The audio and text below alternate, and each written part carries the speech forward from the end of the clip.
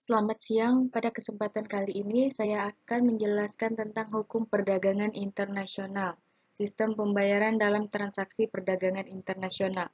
Sebelumnya, perkenalkan nama saya Yovisa, NIM 18104166664, kelas manajemen pagi A2, mata kuliah manajemen pemasaran internasional, dosen pengampu Adi Mursalim SEMM.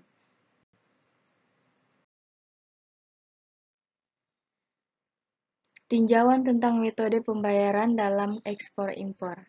Sistem atau metode pembayaran internasional merupakan suatu cara atau metode yang digunakan dalam menyelesaikan pembayaran akibat terjadinya transaksi ekonomi atau perdagangan internasional antar negara. Ada 5 metode atau cara pembayaran internasional yang umum digunakan untuk memenuhi segala kewajiban dalam transaksi perdagangan internasional. Satu yaitu letter of credit. Letter of credit adalah surat pemberitahuan kredit yang merupakan bentuk perjanjian pembayaran di mana bank penerbit kepada eksportir senilai letter of credit sepanjang ekspor memenuhi syarat. Dalam letter of credit minimal melibatkan 4 macam kontrak yakni kontrak jual beli, kontrak penerbit letter of credit dan kontrak keagenan.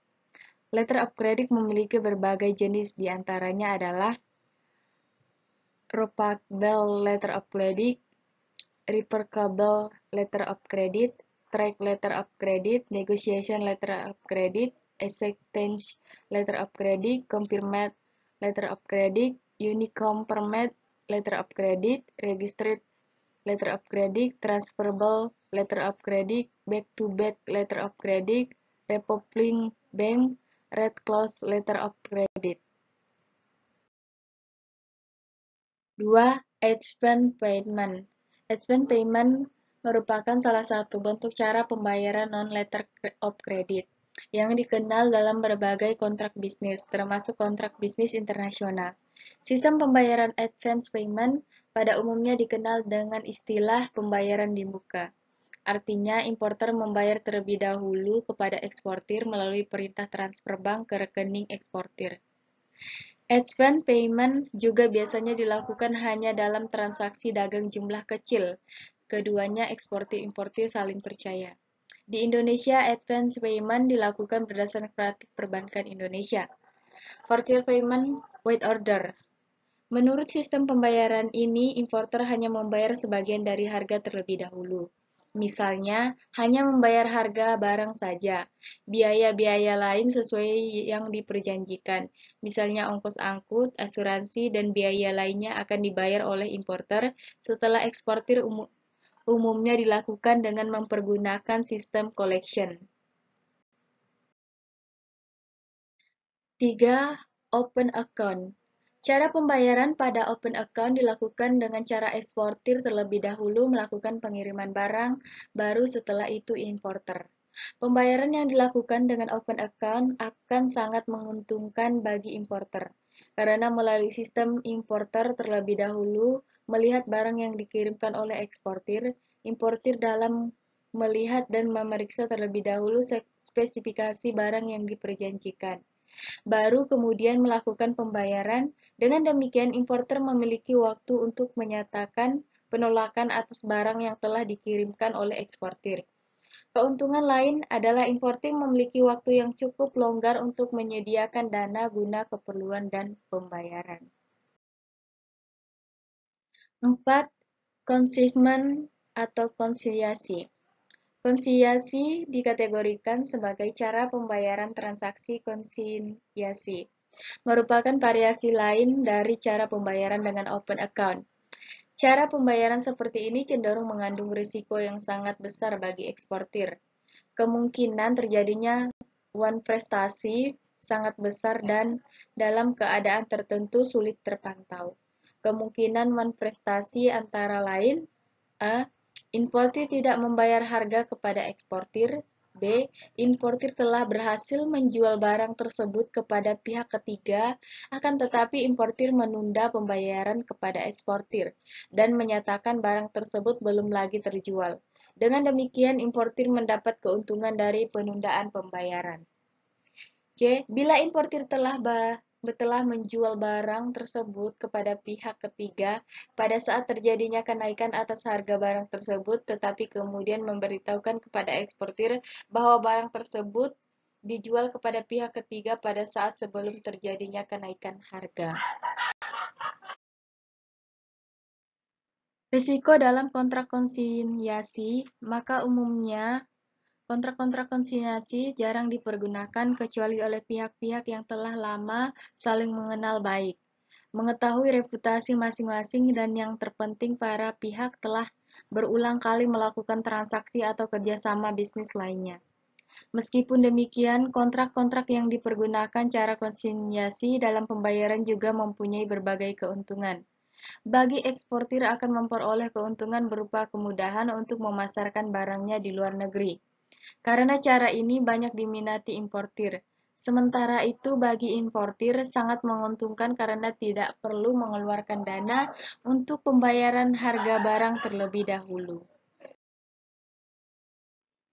Collection atau inkaso adalah pembayaran dokumen ekspor oleh importir menggunakan jasa bank untuk melaksanakan penagihan atas harga suatu barang ekspor-impor. Oleh karena itu, dalam collection eksportir bertindak sebagai prinsipal yang memberikan kepercayaan kepada bank untuk melakukan penagihan kepada importir. Bank menerima amanat untuk melakukan penagihan remitting bank. Setelah menerima dokumen akan meneruskan collection. Remitting bank setelah menerima dokumen collection selanjutnya meneruskan dokumen tersebut ke collection bank, bank yang ditunjuk oleh pembeli. Dengan menggunakan collection instruction, collection bank inilah yang akan meneruskan dokumen kepada pihak yang harus membayar.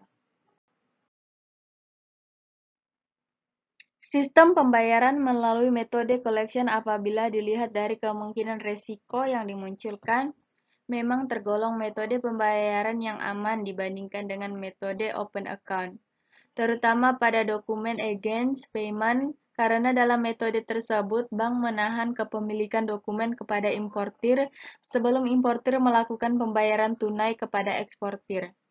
Tidak seperti pada open account yang melakukan tindakan pengiriman barang terlebih dahulu dan importir memiliki akses melihat barang yang dikirim oleh eksportir.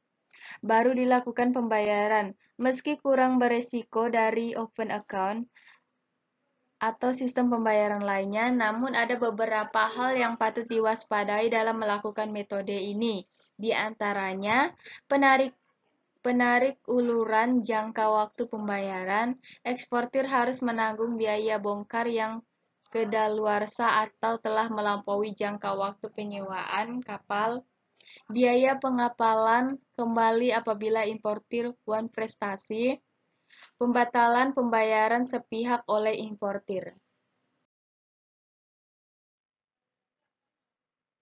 B. Tujuan tentang risiko dalam ekspor-impor. Setiap tindakan maupun kegiatan yang dilakukan di masyarakat tentunya memiliki risiko tersendiri di dalamnya, terutama kegiatan ekspor-impor yang dilakukan dengan jarak yang sangat jauh antara pembeli dan penjual, sehingga menimbulkan ketidaktahuan karakter maupun sifat satu sama lain. Menjadikan kegiatan ini potensi akan adanya risiko-risiko yang dapat muncul dalam kegiatan ekspor-impor antara lain. Risiko transportasi, jarak tempuh dan muatan yang sering berpindah tangan serta penyimpanan di gudang yang lama mampu menimbulkan kerusakan, kehilangan, atau risiko pencurian.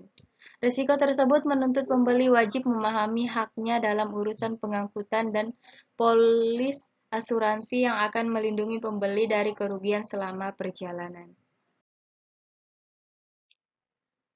2. Risiko kredit atau non-payment.